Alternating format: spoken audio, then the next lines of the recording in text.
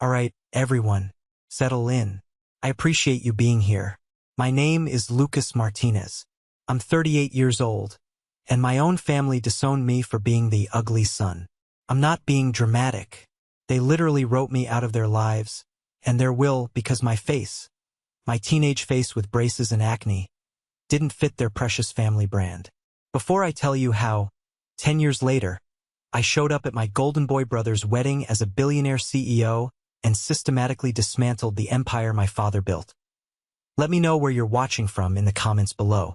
I truly would love to see how far this story travels. The story culminates in so many ways at that wedding. Stepping into that ballroom was like stepping into a different dimension, one I had been deliberately expelled from. The air was thick with the scent of lilies and expensive perfume, a sickly sweet combination. A string quartet was playing something classical and forgettable in the corner. Crystal chandeliers, heavy as frozen tears, dripped light onto tables draped in immaculate white linen. It was a perfect picture of quiet, old money. From the corner where I stood, nursing a glass of sparkling water that cost more than my first week's groceries 10 years ago, I watched them. My family. They were holding court, a mini-royal family in their own minds. My father, Edward Martinez, with his perfectly tailored suit and a laugh that was always just a little too loud, projecting success. My mother, Eleanor, a beautiful, fragile ghost in shimmering beige, smiling her practiced, hollow smile that never quite reached her eyes. And my brother, Samuel, the groom, looking handsome and carefree, like he'd stepped right out of a magazine ad for perfect lives. I hadn't seen a single one of them in a decade. Not since the night my father, in a moment of casual cruelty, deemed me a liability. In those 10 years, there was no outreach. Not a single phone call on a birthday. Not a text on Christmas. Not an email asking if I was alive or dead. Nothing. To them, Lucas Martinez had simply ceased to exist. An inconvenient memory, erased. And now, here I was, a ghost at their feast, and they didn't even recognize me. The years and a great deal of money and discipline had changed me. The braces were a distant memory, the thick glasses replaced by contacts, the teenage acne smoothed over by expensive treatments and time. 10 years of relentless 60-hour work weeks, a diet of ambition, and a relentless, burning anger had carved me into someone new, someone they couldn't see, even when I was standing right in front of them. I decided it was time to stop being a ghost. I set my glass down and began to walk toward the head table. The journey across that polished floor felt like a mile. As I got closer, the ambient chatter seemed to dim. A few heads turned. I saw the question in their eyes. Who is this guy? He moves like he owns the place. I kept my eyes locked on Samuel and his new bride, Emily Fuentes. Samuel, I said. My voice was calm, even, cutting through the low hum of conversation at their table. He turned, a polite, vacant smile plastered on his face, ready to greet another of his father's business contacts. Then his eyes met mine. The smile froze. It didn't just fade. It shattered. His face went pale, a stark, sickly white against the black of his tuxedo. He looked like he'd just seen a ghost. Lucas? He whispered, so low it was barely a breath. It was the first time he'd said my name in 10 years. His wife, Emily, a woman I would soon learn was far more perceptive than anyone in my family, looked from her new husband's terrified face to mine. I could see the gears turning in her sharp, intelligent mind.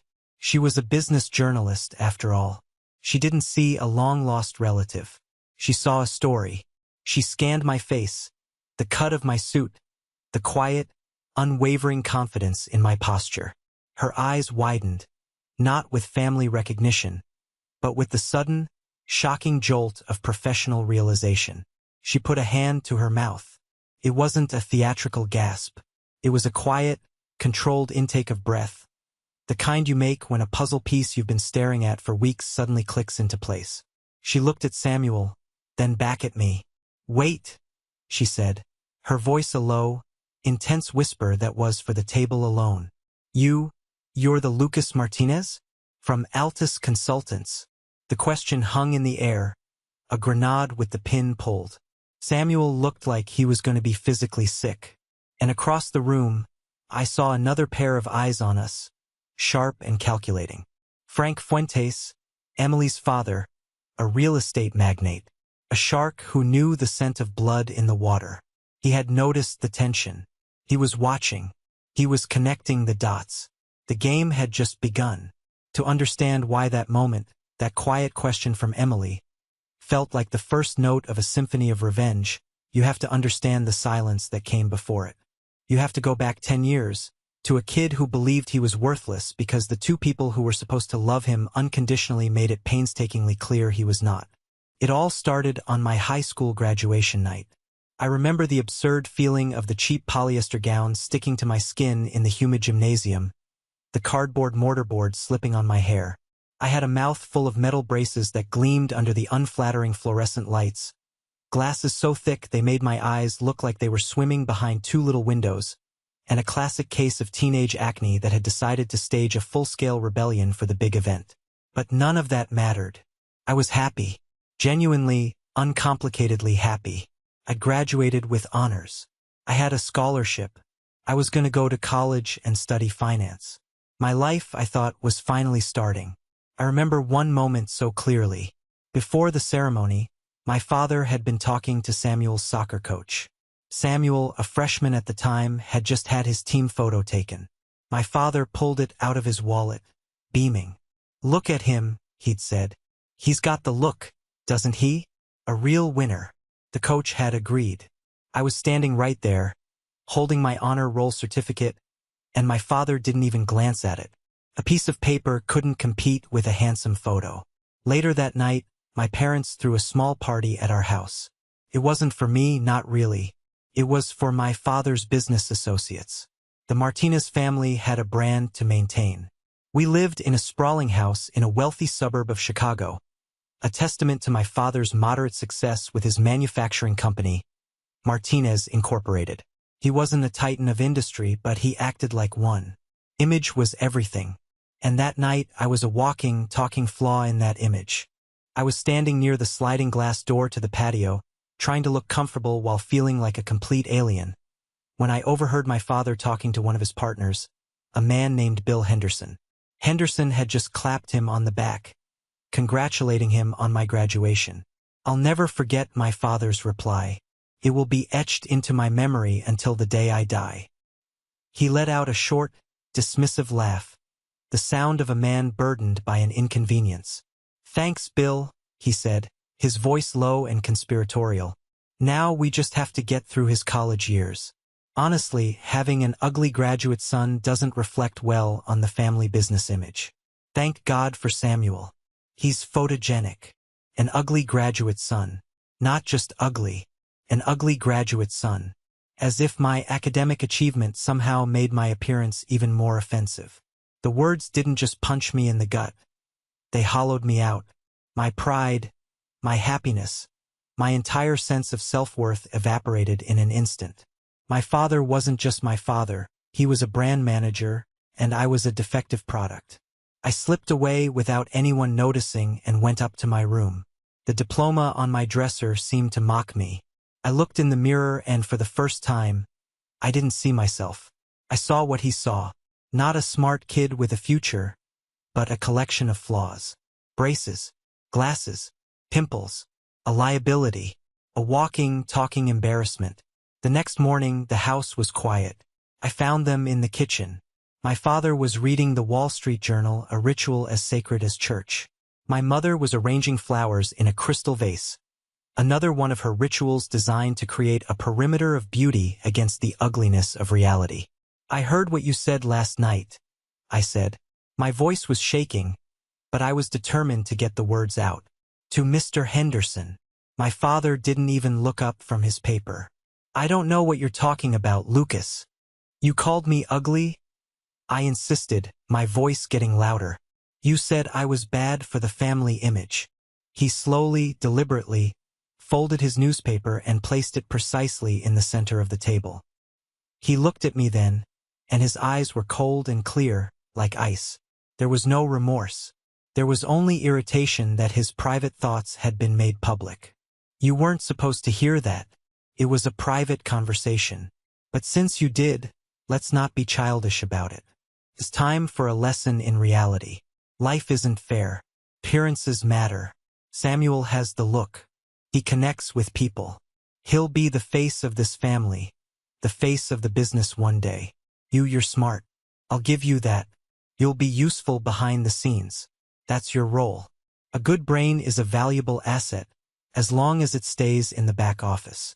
My entire future laid out like a business plan. The handsome son in the front, the ugly son in the back. I turned to my mother, my last hope. Mom!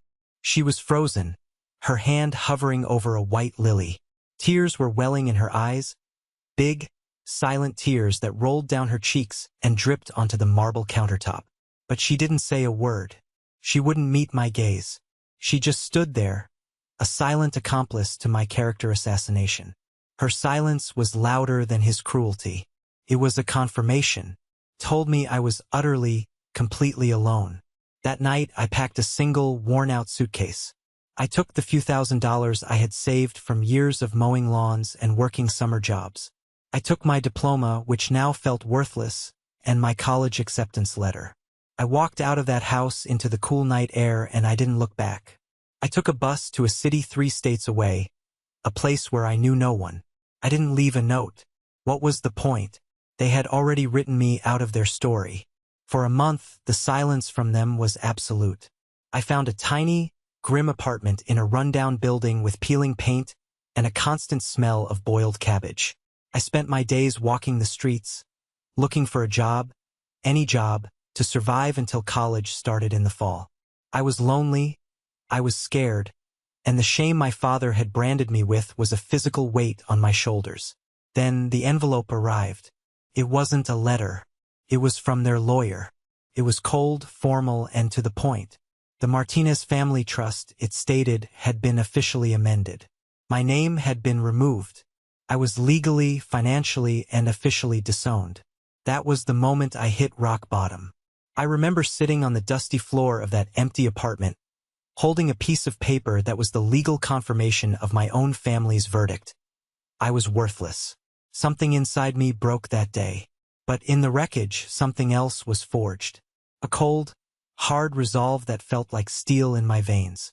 My new life began in the back of a greasy diner, washing mountains of dirty dishes. The hot water scalded my hands. The stench of old food clung to my clothes. But I welcomed the physical pain. It was a distraction from the emotional agony. Every night I'd come home, exhausted, and study. I enrolled in the local state university, not the fancy private one I'd been accepted to. I didn't have their money anymore. I worked my way through, fueled by caffeine and rage. I got rid of the braces as soon as I could afford it. I switched to contacts. I spent every spare dollar and every spare moment on 2 things: my education and erasing the boy my father had rejected. I started running, then lifting weights. My body changed. My face cleared up. But inside, the anger remained. It wasn't a hot, explosive anger anymore. It was a cold, efficient fire. It was the engine that drove me. The turning point came in a dusty lecture hall during my junior year.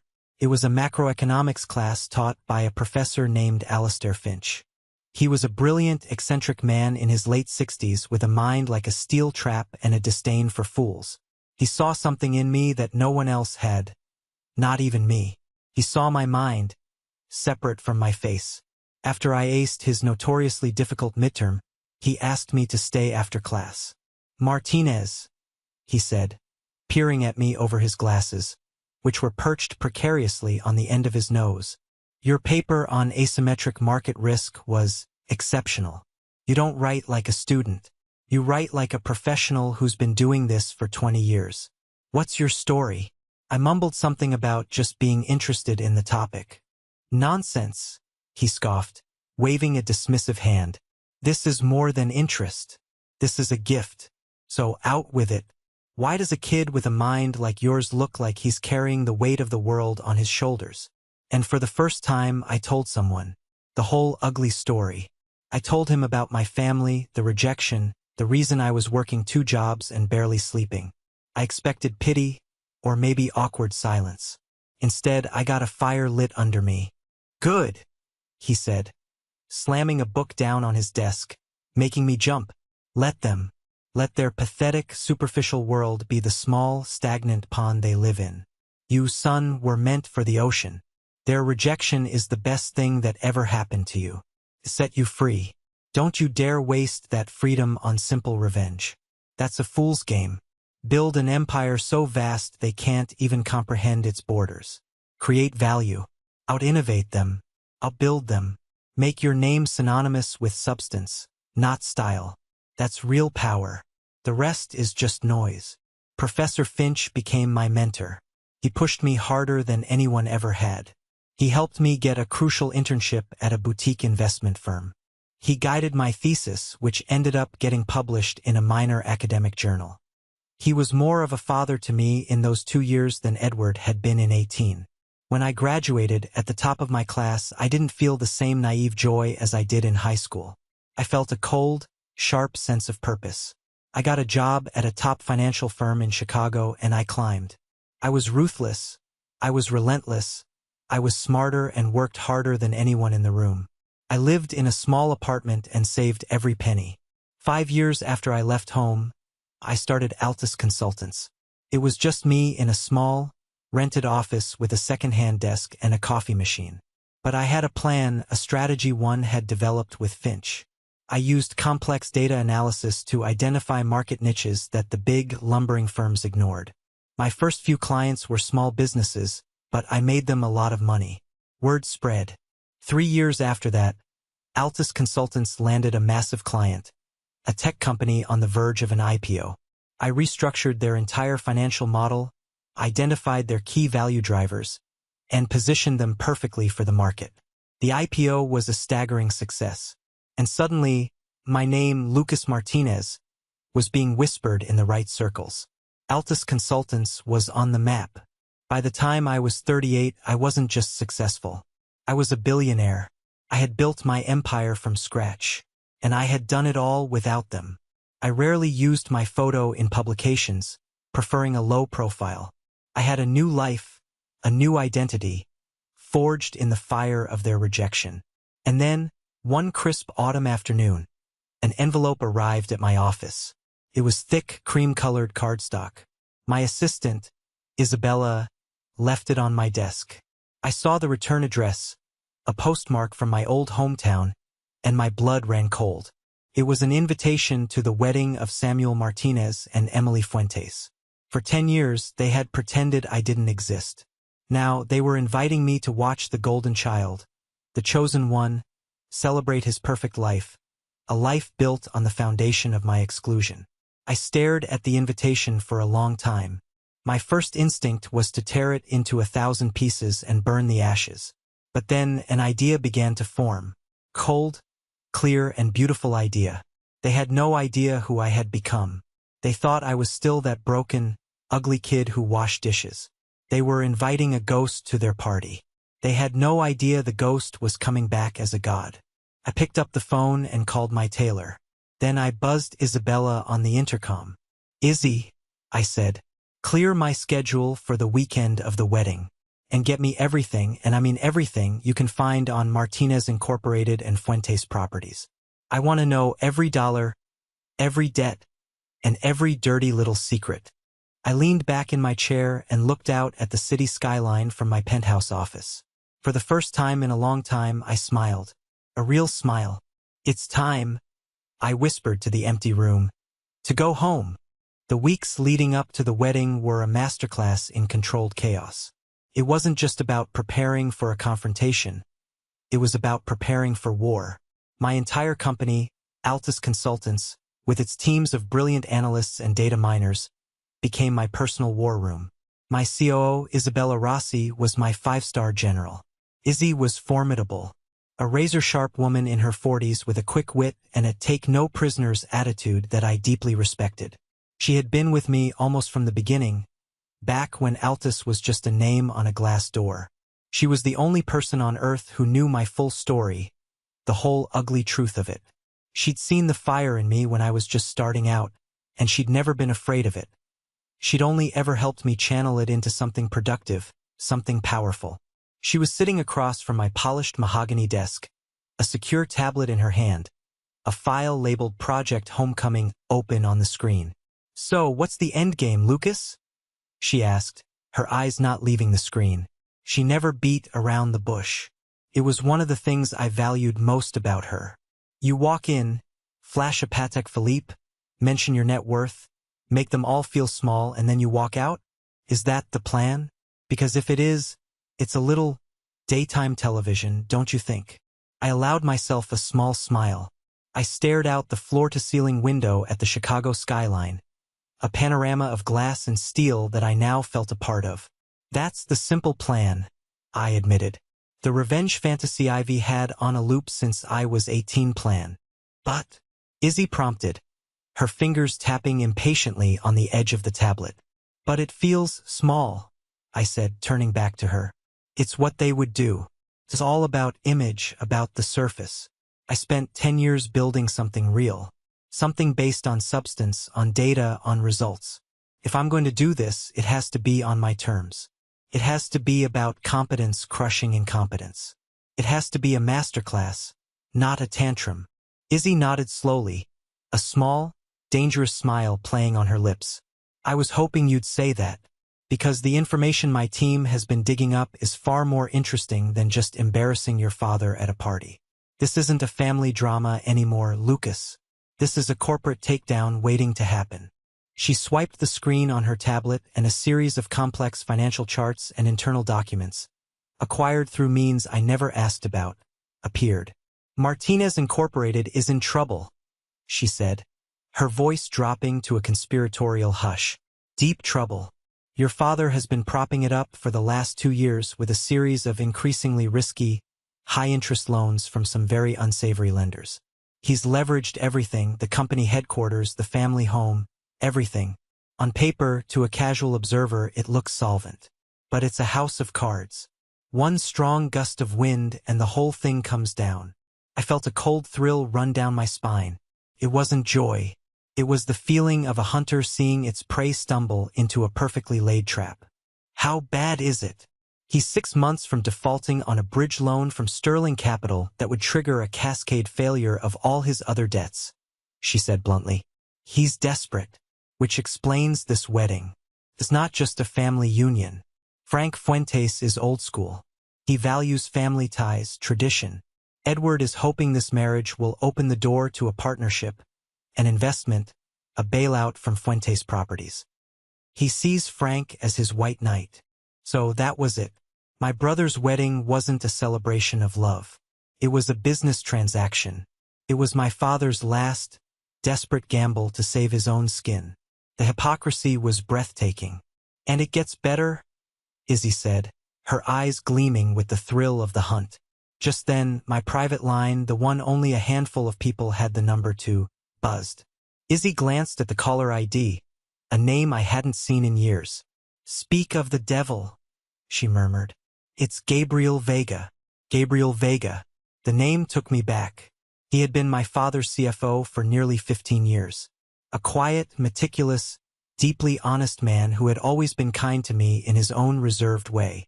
He would sometimes slip me a $20 bill when I was a kid and tell me to buy a book. He'd left the company suddenly about 2 years ago. I'd never known why. Now, I was beginning to suspect I knew. Put him through, I said. A man's voice, hesitant and weathered, came through the speaker. Mr. Martinez? Lucas? It's Gabriel Vega. I don't know if you remember me. I remember you, Gabriel, I said, my voice softer than I intended. You told me to read The Intelligent Investor when I was 16. I did. It was good advice. I heard him let out a shaky breath. I'll be damned. You do remember. Listen, I know this is out of the blue.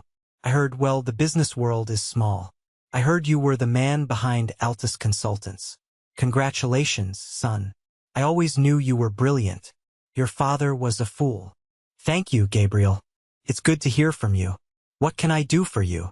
He took a deep breath. I'm calling because I heard about the wedding. Samuel and Emily Fuentes. And I know your father. I know how he operates when he's cornered. He's gonna try and pull Frank Fuentes into his mess. And I have a conscience. I can't let him do that to another good man. What mess, Gabriel? I asked, keeping my voice neutral, though my heart was pounding. Izzy was already recording the call, her fingers flying across a keyboard, cross-referencing Vega's name. Edward fired me because I wouldn't sign off on it, Gabriel said, his voice laced with the old, tired anger of a man who had been wronged.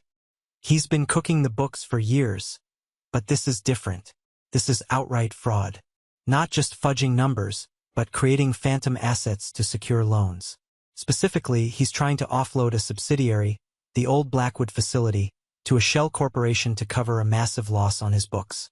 But the plant is a toxic asset, literally.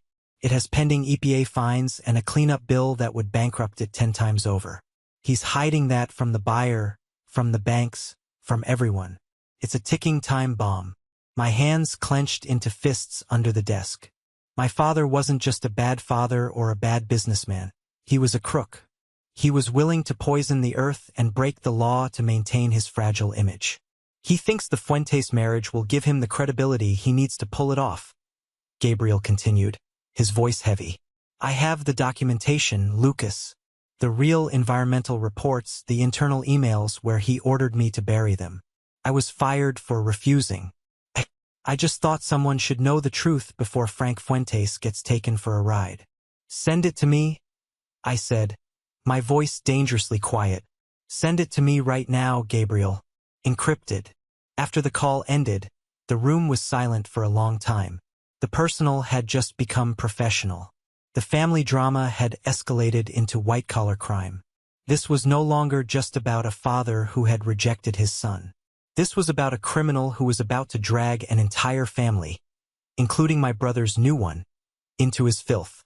Izzy broke the silence. So I'll ask you again, she said softly, but with an edge of steel. What's the end game? I looked at the file on her tablet.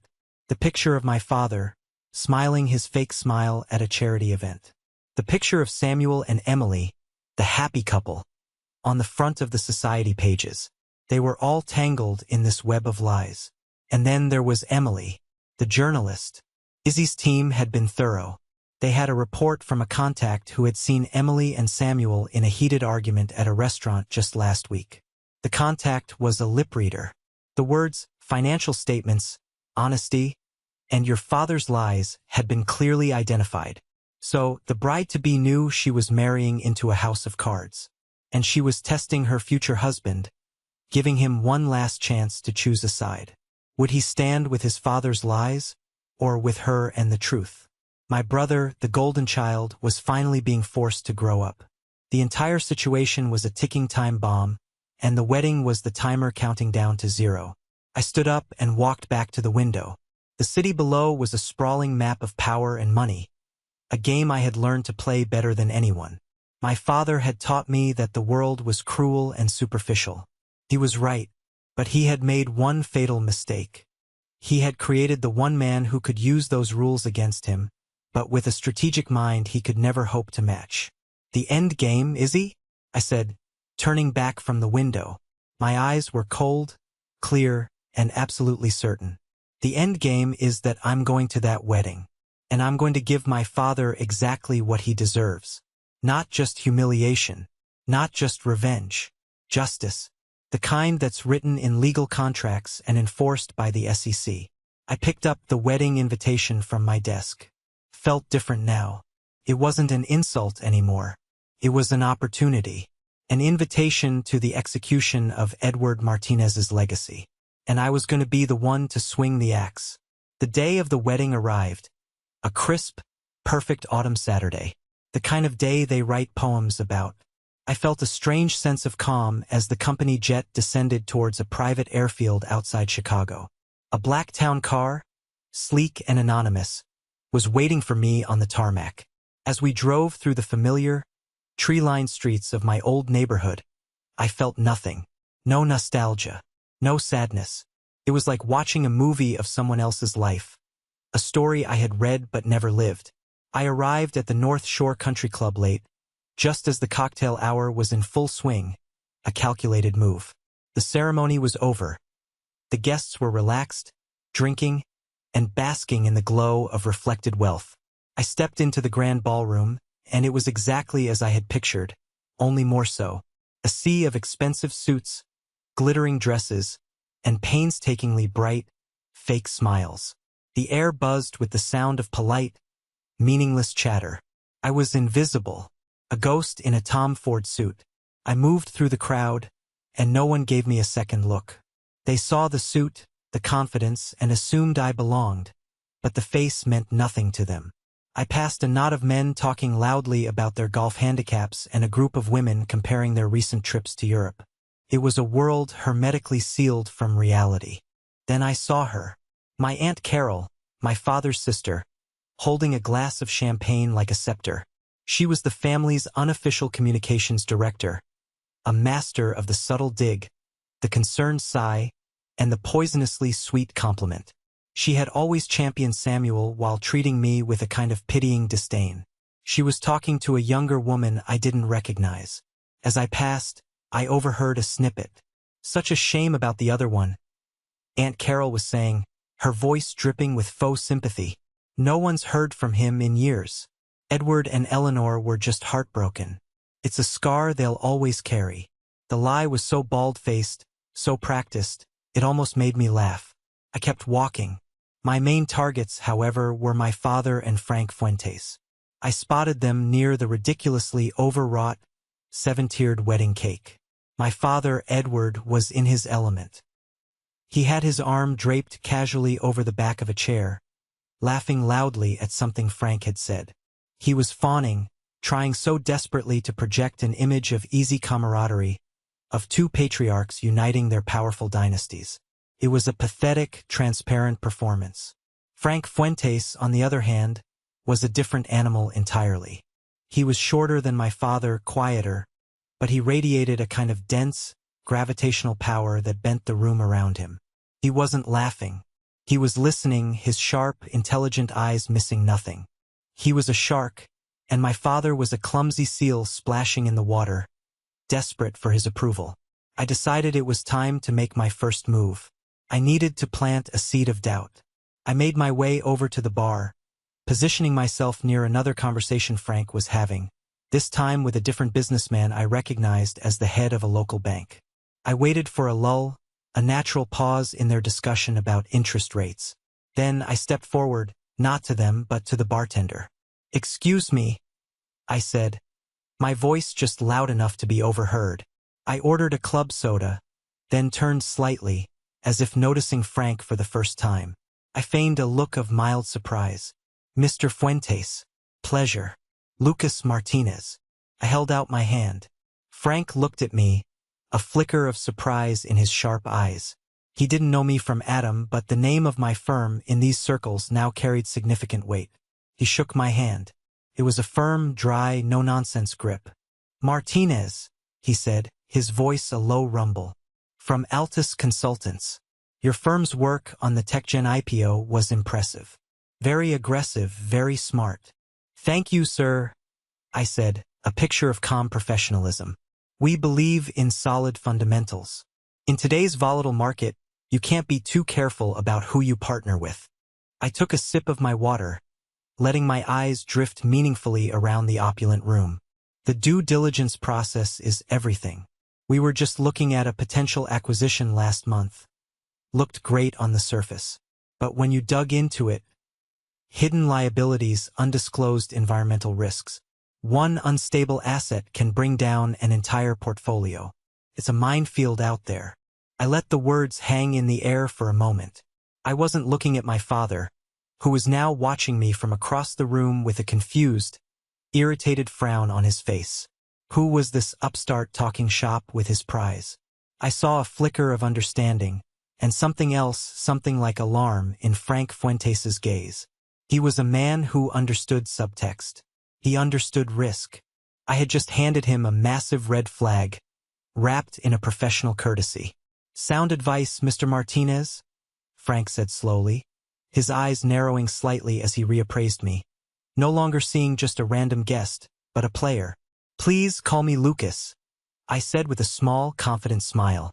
Enjoy the wedding. I gave a polite nod to both men and walked away, leaving Frank Fuentes with a seed of doubt planted firmly in his mind. My father was now staring at me, his irritation growing. He still didn't recognize me. To him, I was just a rival, an unknown competitor trying to horn in on his territory. The irony was so thick I could taste it. My next stop was my brother. I saw him standing alone for a moment, his bride, Emily, having been pulled away by a flock of cousins.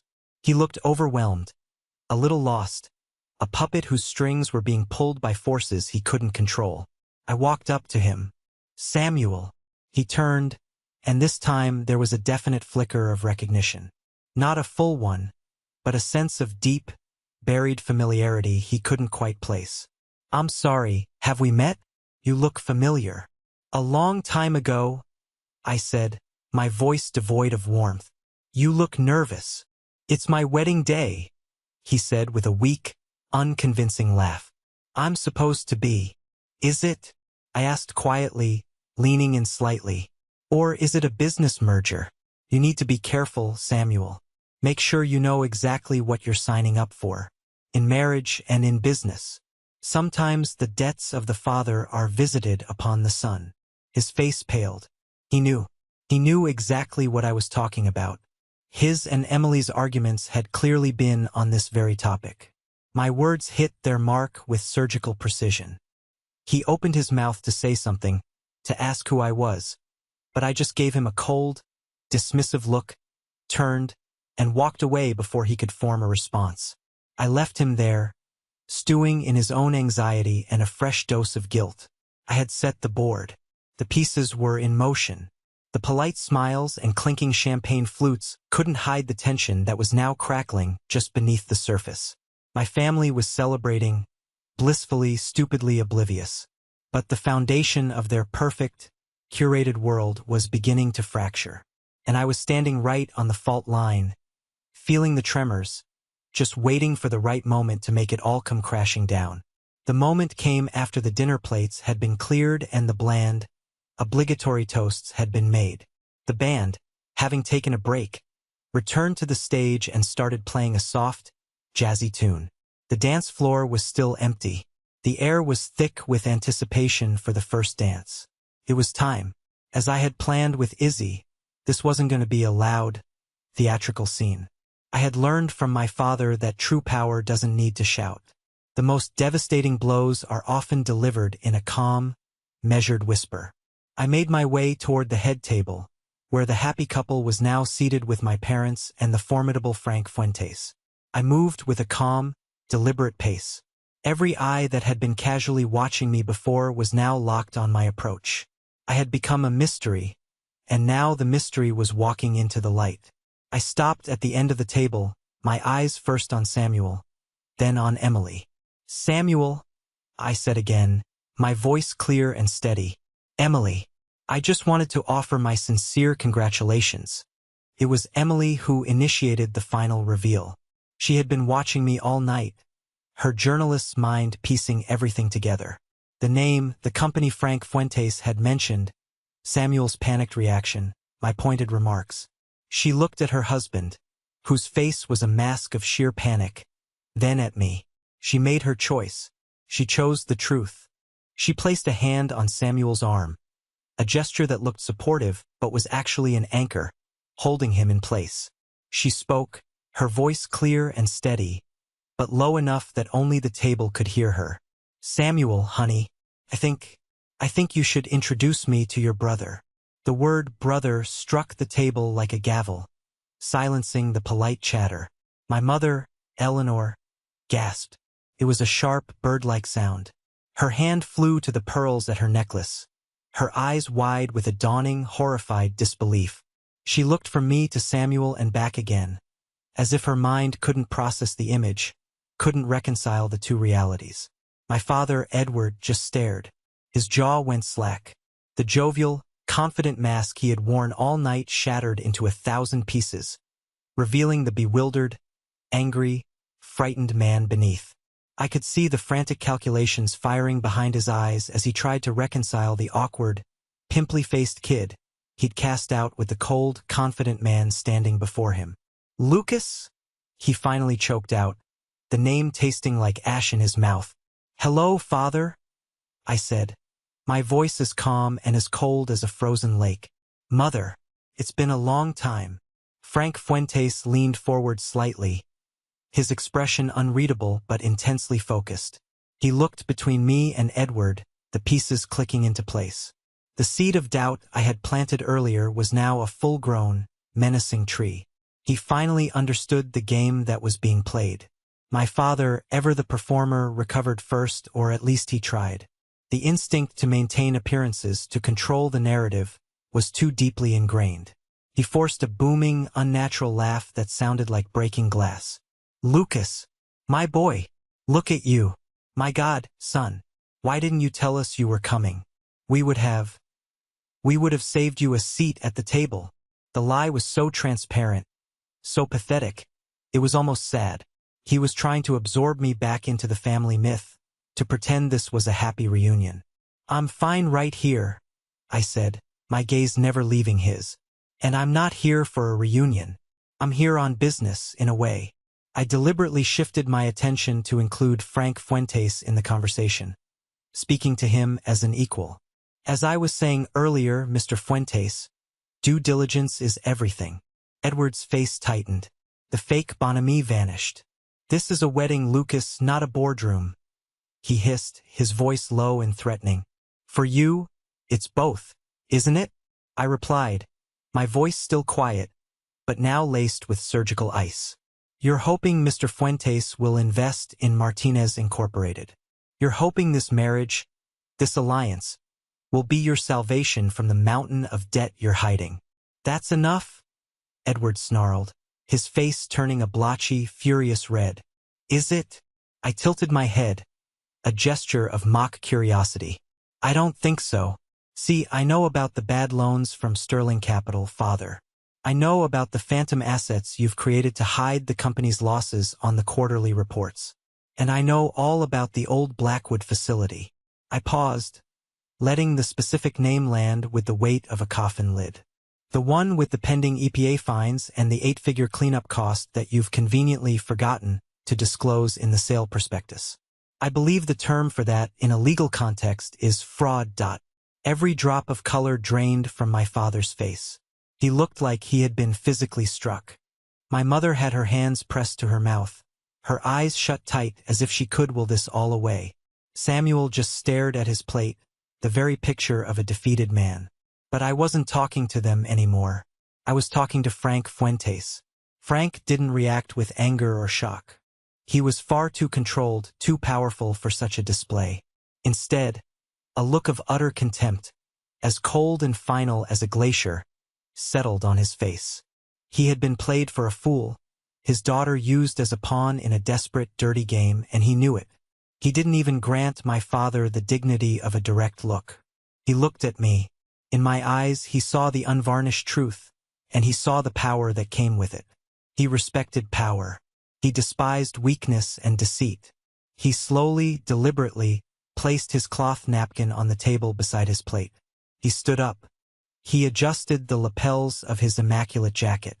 The entire ballroom was quiet now, watching the silent, intense drama unfold at the head table. He looked down at my father, who was now staring up at him with wide, pleading, terrified eyes. Frank didn't say a word to him, not one. The silence was the most brutal condemnation of all. It stripped Edward of any remaining status or credibility. Then Frank Fuentes turned to me. "Mr. Martinez," he said, and his voice was a low, final judgment that cut through the silence. "My office will be in touch with your office at 9 o'clock, Monday morning." And with that, he turned his back on my father. He leaned down and whispered something to his daughter, Emily. She nodded, her expression grim but resolute. She stood up and took her husband Samuel's hand, pulling him to his feet. Together, the three of them, a new, unified front, walked away from the table, leaving my parents sitting alone in a pool of deafening, humiliating silence. There was no yelling. There was no public scene. There was no convenient heart attack to make my father a sympathetic figure. There was just the quiet, professional, and absolute annihilation of my father's world. He hadn't just lost a business deal. He had been exposed as a fraud and a fool in front of the one man whose respect he craved above all others. He had lost his dignity. He had lost his son again. He had lost everything that mattered to him. He sat there, a broken man in an expensive suit, staring at the empty chairs across from him. His empire hadn't been destroyed by a wrecking ball. It had been dismantled piece by piece, with the quiet, inescapable, and surgically precise application of the truth. And I was the one who had brought it to him. I gave a final, brief nod, and then I too turned my back and walked away. The ride home for my parents must have been a masterclass in suffocating silence. I didn't know for sure, of course, because I didn't go with them. I retreated to the city, to a penthouse suite at the peninsula, a sterile, luxurious fortress overlooking the lake. It was a world away from the suffocating suburban mansion I once called home. But I could imagine the scene in their car. I could imagine the ticking time bomb of my father's narcissistic rage finally exploding in the privacy of their leather-upholstered bubble. The next day, my phone rang. A local number I didn't recognize. I had a feeling I knew who it was. I let it ring 3 times, then answered. "Hello, Lucas? It's Samuel." His voice was thin, strained, stripped of its usual easy confidence. He sounded like a boy again, a boy who had just seen something terrible. "What do you want, Samuel?" I asked. My voice was flat, devoid of emotion. I wasn't feeling charitable. I need to see you. Can we meet? Please. There's more you need to know." I agreed to meet him in the hotel lobby. It was a neutral space, public enough to prevent a scene, yet anonymous enough for a private conversation. When he arrived, he looked awful. His expensive suit from the day before was rumpled. His eyes were red-rimmed and puffy. He hadn't slept. He looked like a man who had just survived a shipwreck. He sank into a plush armchair across from me, wringing his hands. For a full minute, he just stared at the floor. "It was worse than you can imagine," he finally mumbled. The car ride home was silent. But when we got inside the house, Dad just exploded. I stayed silent, sipping my coffee, letting him talk. "He went on a rampage," Samuel continued, his voice shaking, screaming. "He blamed everyone. You for showing up, me for being weak, Emily for being a traitor, her father for being arrogant. He never once, not for a second, looked at himself. It was all our fault. He was pacing the living room, throwing things. A vase, some books. The crystal vase Mom loved so much?" I asked, a specific image flashing in my mind. Samuel nodded miserably. "Smashed to pieces. And then Mom did something I have never, ever seen her do in my entire life." He looked up at me, his eyes wide with the memory. She stood up to him. He leaned forward, his voice dropping to a conspiratorial whisper. Dad was in the middle of a tirade, screaming that I had let that snake Fuentes humiliate him. And Mom just said, "Stop," just that one word. The whole house went silent. He turned to her, furious, and she didn't flinch. She just stood there, in the middle of the living room with broken glass all around, and she said, "No, Edward, this is on you. Not Lucas, not Samuel, not Emily. Your pride, your lies. You did this to our son 10 years ago, and you did this to our family last night. This is all your fault." I swear, Lucas, I thought he was going to hit her. His hand was raised, but he just deflated, like a balloon that had been pricked. He just sank into a chair and put his head in his hands. My mother, my silent, complicit mother, had finally found her voice. A decade too late, but she had found it. The foundation of their world hadn't just cracked. It had completely shattered. The carefully constructed image was gone, and all that was left were 3 broken people in a big, empty house filled with ghosts. "But that's not why I called," Samuel said, pulling me from the image. "There's something else. Something worse." He took a deep, shuddering breath. "The letter," he said, his voice barely audible. "The one from the lawyer. The one that said you were disinherited. I set my coffee cup down on the saucer with a soft click. What about it? He couldn't meet my eyes. He stared at his hands, which were trembling in his lap. They weren't going to send it, he confessed. Dad was he was angry. He was ranting like he did last night. He had the lawyer draft it to make a point, to scare you. He was going to hold it over your head, to try and control you, to force you to come back begging. But he wasn't going to actually send it. A cold stillness settled over me, a feeling more profound than anger. Then how did I get it, Samuel? He finally looked at me, and his face was a mask of utter self-loathing. I sent it, he whispered, the words like poison on his tongue. I went into his office that night after you'd gone. I found the envelope on his desk, and I put a stamp on it, and I walked to the corner mailbox, and I mailed it myself. The confession landed with a dull thud in the quiet lobby. For 10 years, I had pictured my father signing that decree, a final, cruel act of patriarchal rejection. But the truth was somehow messier, more pathetic, more cowardly. Why? I asked, my voice dangerously quiet. Why would you do that? Because I was a coward, he said, the words tumbling out in a rush of shame. And I was jealous. I was so jealous of you, Lucas. You were always smarter, always worked harder. I knew deep down that you were better than me, and I was scared. I was scared that one day you'd come back, and Dad would finally see it too, and I'd be second best. I wanted you gone. I thought if you believed they had completely and totally cut you off, you'd stay away for good. I did it to get rid of my competition. It was selfish, and it was cruel, and I have lived with the guilt of it every single day for the past 10 years. It wasn't the noble. I did it for your own good speech I might have half expected. It was the ugly, unvarnished truth.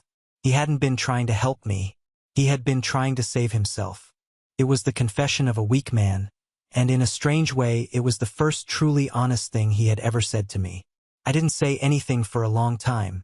I just looked at him, the golden child, finally admitting his crown was made of tin. Did you ever once? I finally asked, my voice as sharp as a shard of glass. Think about what that letter would do to me? A scared 18-year-old kid alone in a new city. He flinched as if I'd slapped him. Yes, he whispered. Every day. I stood up. The confession didn't erase the past.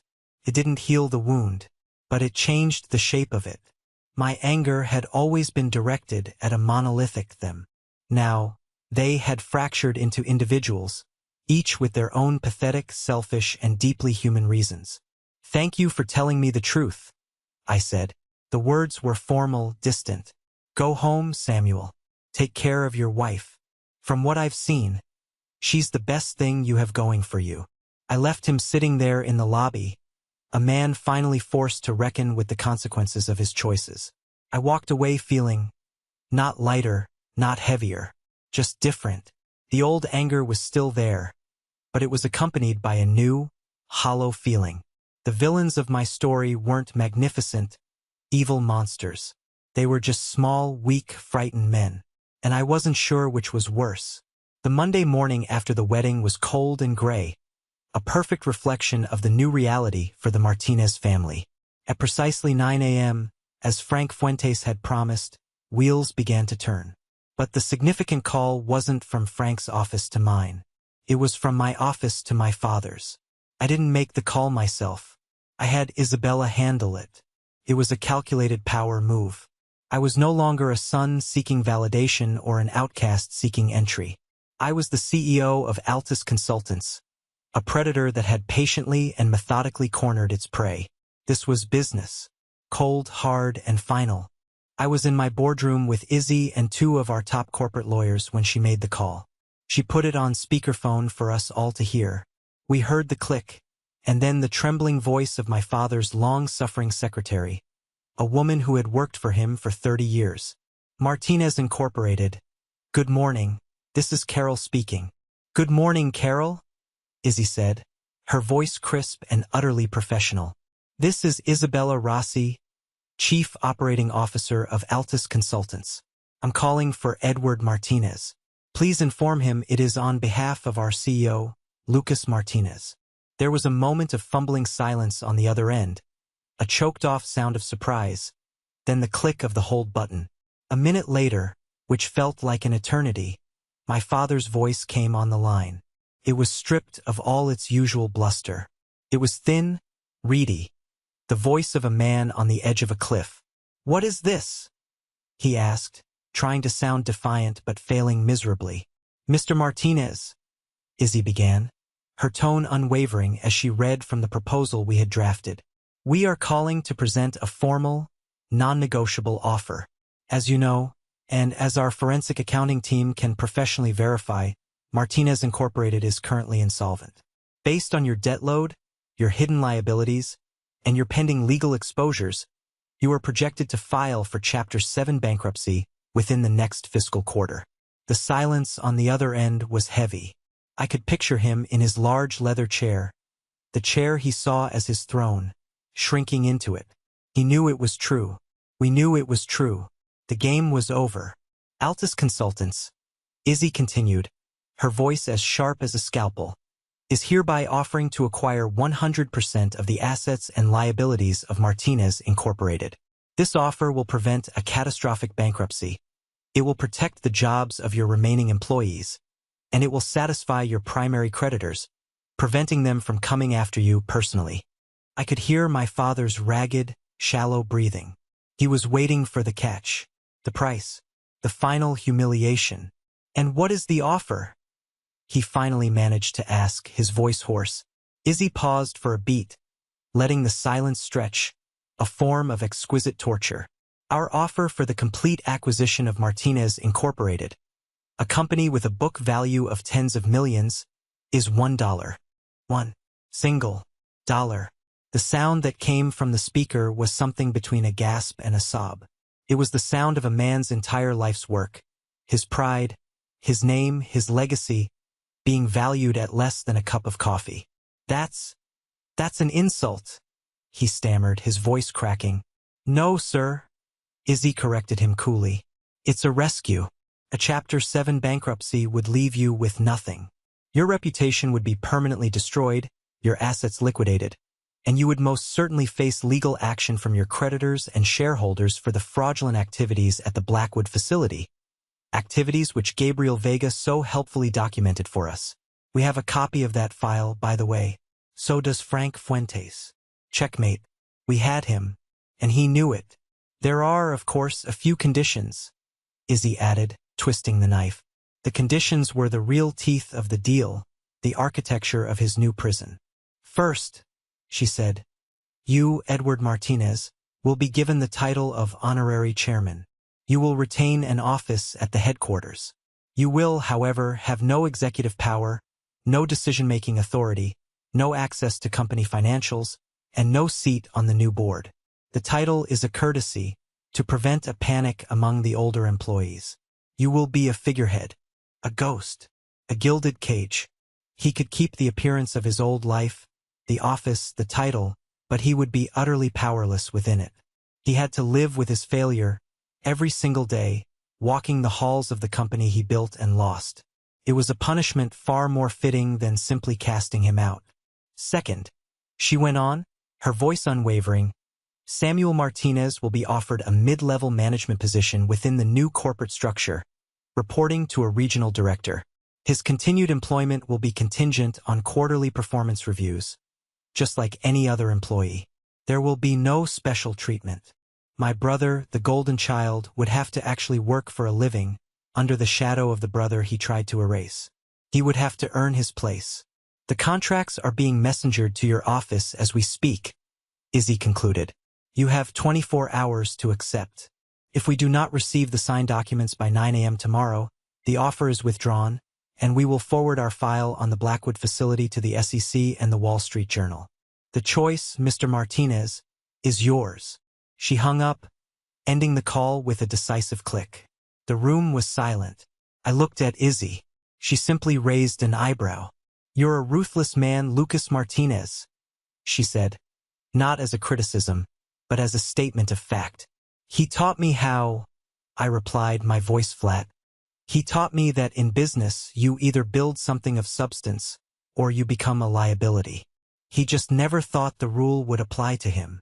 The next morning, at 8:45 a.m., a nervous messenger delivered the signed contracts to our office. He had folded. He had no other choice. A week later, I walked into the headquarters of Martinez, Incorporated for the first time in 10 years. It was no longer his company. It was mine. I didn't announce myself. I just walked in. I walked past the reception desk, where the receptionist stared, her mouth slightly agape. I walked through the halls where employees whispered and stared, recognizing my face from the official press release. I took the elevator up to the executive floor. I didn't go to the large corner CEO's office. That was being renovated for the new division head I was appointing. Instead, I went to the smaller office at the end of the hall. The one with a new, polished brass plaque on the door that read, Edward Martinez, Honorary Chairman. I opened the door without knocking. He was sitting behind a large, empty mahogany desk, staring out the window at the parking lot. The desk, which used to be cluttered with awards, photos, and deal trophies, was now completely bare. He looked 10 years older than he had at the wedding. He didn't turn around. He knew it was me. "Have you come to gloat?" he asked, his voice a hoarse, defeated whisper. I walked to the front of his desk and stood there, looking down at the man who had created me, the man whose cruelty had been the forge for my ambition. "No," I said, my voice quiet but firm. "I came to tell you that the first quarterly performance review under the new Altus management structure will be in 3 months. I expect you to be in attendance. In the back of the room." I didn't offer forgiveness. I didn't offer a hand in reconciliation.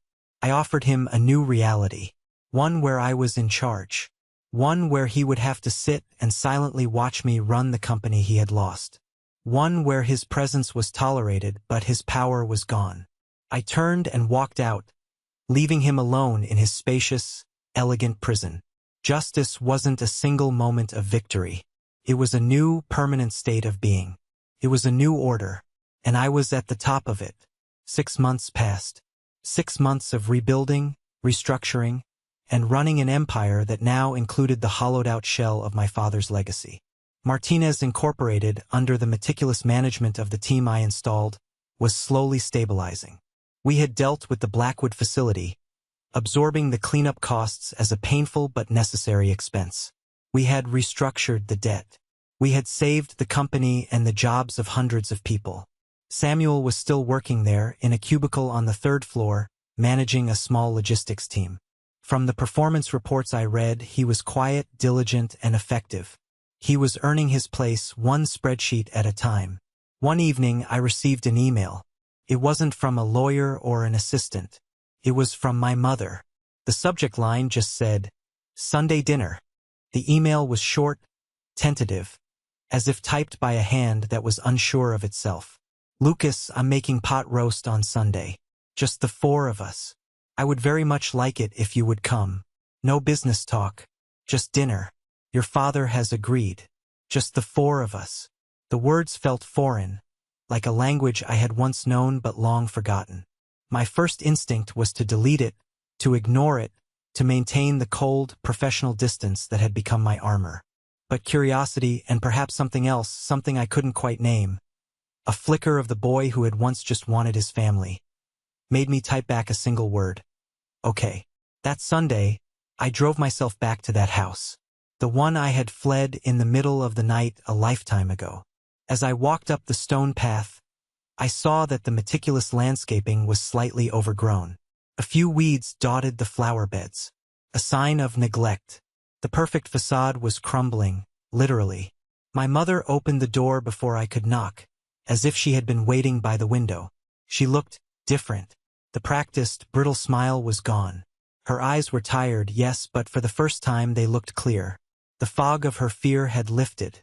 "Hello, Lucas," she said softly. "I'm so glad you came." The dinner was one of the most profoundly awkward experiences of my life. We sat at the huge mahogany dining table, the 4 of us, in a cavernous room that felt built for banquets, not for broken families. My father, looking frail and diminished, barely spoke. He just picked at his food, his eyes fixed on his plate. Samuel made stilted small talk about a Chicago Bears game. My mother, bless her, tried to bridge the chasms of silence with questions about the weather and the traffic. It wasn't warm.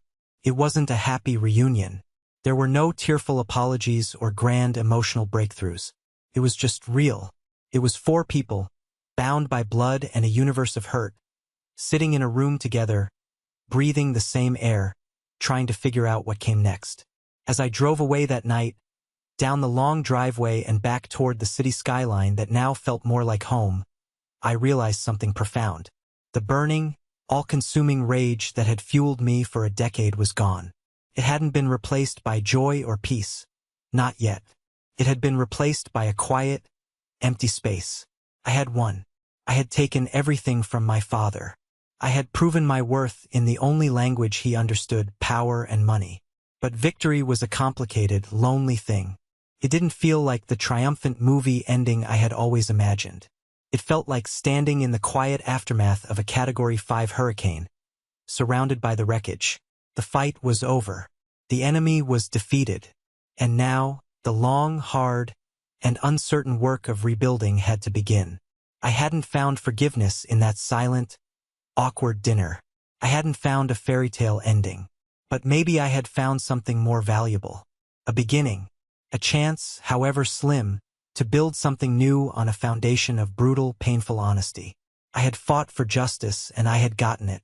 But now I understood that justice isn't an end point. It's just the clearing of the ground. What you choose to build on it, that's the rest of your life. And for the first time, I was the sole architect. I held all the plans. The future, in all its complicated, messy, and uncertain glory, was mine to design. Thank you for listening to my story. I hope it resonated with you in some way. It's not easy to talk about this stuff, but I feel like getting it out there is part of the healing, part of figuring out what comes next. Have you ever been in a situation where you had to fight to prove your own worth, maybe even to the people closest to you? I'd be honored if you'd share your story in the comments below. Let's connect on this. And if you want to hear more, please hit that like button and subscribe so you don't miss what comes next.